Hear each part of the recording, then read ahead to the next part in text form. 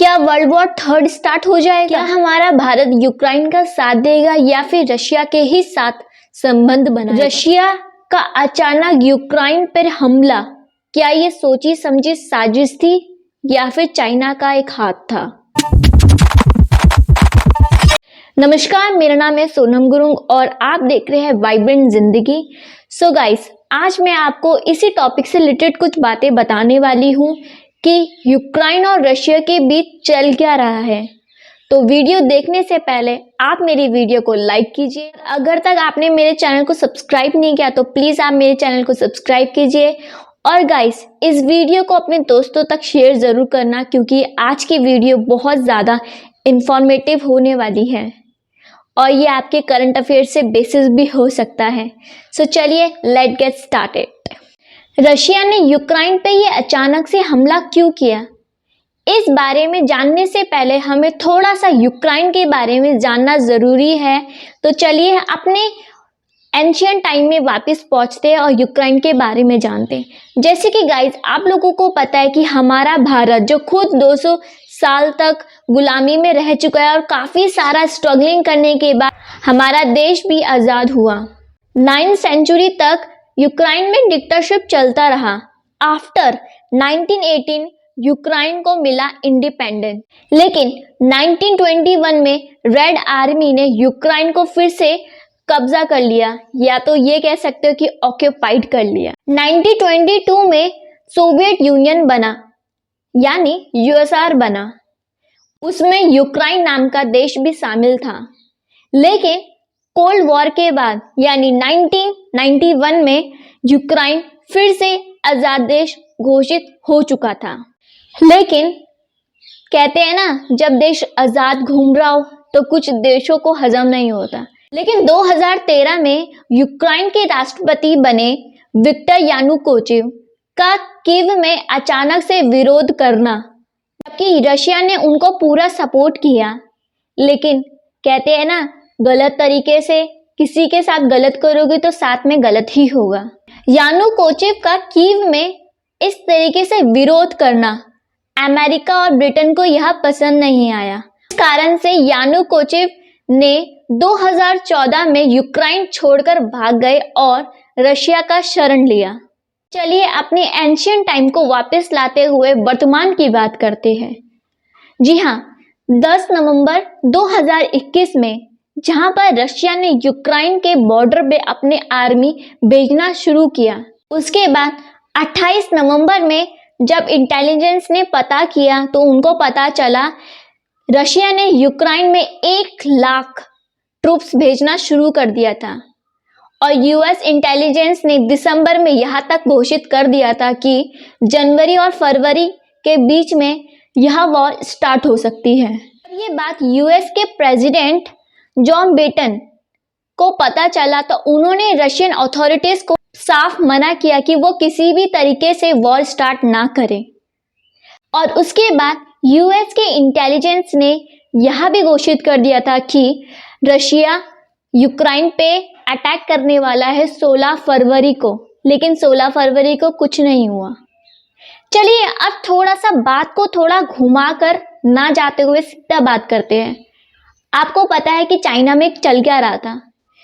20 फरवरी China में Beijing Olympics game वहां पर समाप्त हुआ, जहां पर चाइना और रशिया के बीच में कन्वर्सेशन हुआ था कि वह वॉर अभी स्टार्ट ना करे। चाइना चाहता था कि वह इस वॉर में अपना नाम बदनाम ना करे, इसलिए उन्होंने रशिया से रिक्वेस्ट किया कि वो 20 फरवरी तक रुके।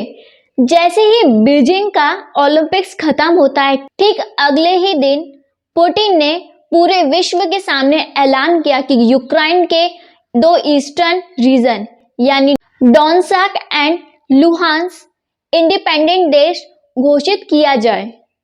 उन्होंने उसे इंडिपेंडेंट घोषित कर दिया था। अब ये तो वही बात हुई कि हमारे भारत में ऊपर जम्मू एंड कश्मीर और पाकिस्तान को लेकर क्या चल रहा है, ठीक वैसे ही यूक्रेन के मैप में अगर आप अपनी नज़र डालोगे तो यूक्रेन के ईस्टर्न पार्ट में आपको ये 2 रीजन पाए जाएंगे जो रशिया के बॉर्डर से कनेक्टेड है। जैसे कि मैंने आपको यूक्रेन के बारे में बताया था, चलो थोड़ा सा आगे जाते हुए हम रशिया के हिस्ट्री में जरा नजर मारते हैं। जैसे कि मैंने आपको बताया था कि यूक्रेन के राष्ट्रपति यानुकोचिव ने रशिया का शरण लिया था 2014 में। उसके बाद रशिया ने क्रीमिया को ऑक्यूपाइड कर लिया। अगर आप उससे थोड़ा पहले जाते हो तो 2008 में जॉर्जिया नामक देश को भी उन्होंने उस पर कब्जा कर लिया था और उसके आसपास वाले एरिया में तो पहले से ही कर लिया था, जिसका नाम जो जॉर्जिया के पास है अबकाजिया और साउथ ऑस्ट्रिया। और रशिया ने बहुत सारे देशों में हमला बोलकर उस जगह पे कब्ज कर रखा है। वहां पर अभी भी उनकी आर्मी घूमती है और अभी भी रशिया की तानाशाही चलती है। जब यूक्रेन और रशिया में दुश्मनी स्टार्ट हो गई थी तब यूएस, फ्रांस और यूरोप ने मिलकर फैसला लिया कि इसके ऊपर एक पहल होनी चाहिए। तब उन्होंने 2015 बेलारूसी की राजधानी मिन्स्क एग्रीमेंट हुआ, जहां पर लिखा था कि ना ही कोई युद्ध होगा, ना ही वेपन्स भेजे जाएंगे और ना ही किसी तरीके से छेड़खानी होगा। बात सिर्फ इतनी थी कि वह चाहते थे कि पीस होना चाहिए। लेकिन रशिया अपनी हरकतों से बाज नहीं आ रहे थे।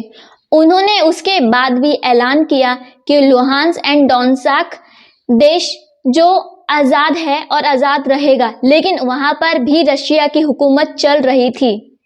उसके बाद यूएस और यूरोप में एक डर बैठ गया था, अगर रशिया अपनी हरकतों से बाज नहीं आएगा तो वह यूक्रेन में कब्जा कर लेगा, और अगर यूक्रेन में कब्जा कर लिया तो वो धीरे धीरे करके आसपास की कंट्री में भी हमला कर एक बड़ा नेशन बना सकता है।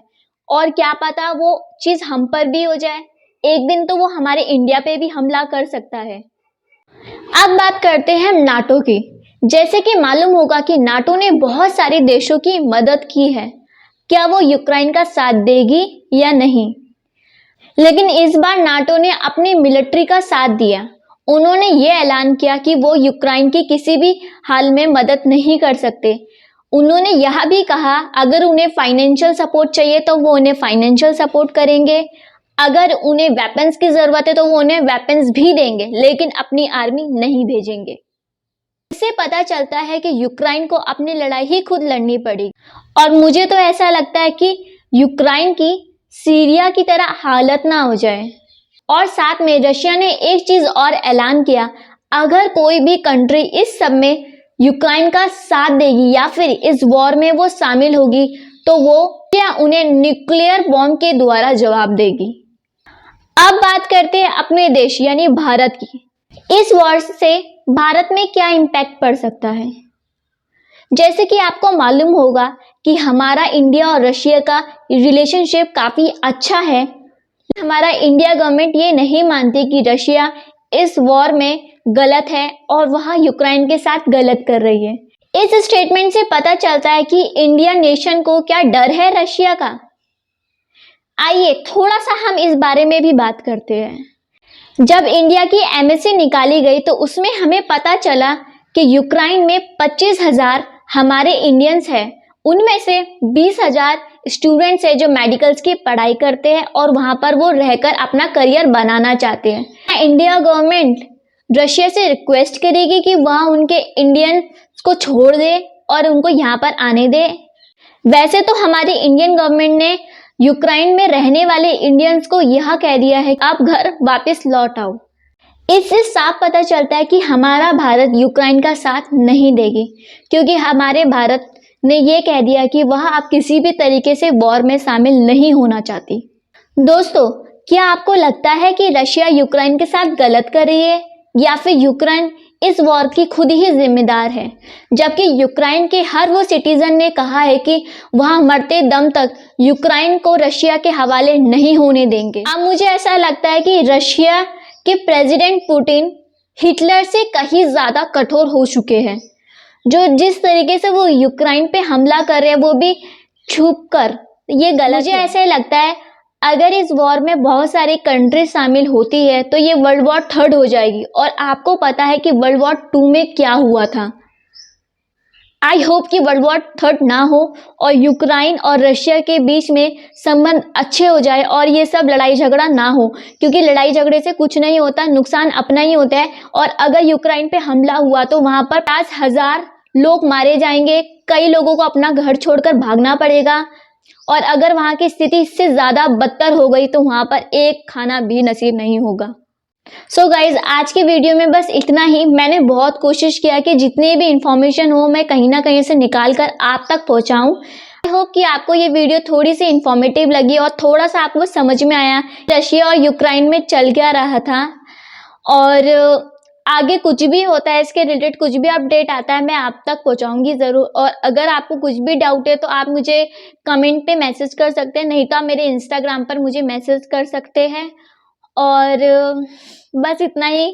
आई विश कि सब कुछ ठीक हो जाए और बाकी कुछ नहीं। अगर आपको वीडियो अच्छी लगी तो लाइक करना, शेयर करना और सब्सक्राइब तो कर ही देना। चलो ठीक है, बाय।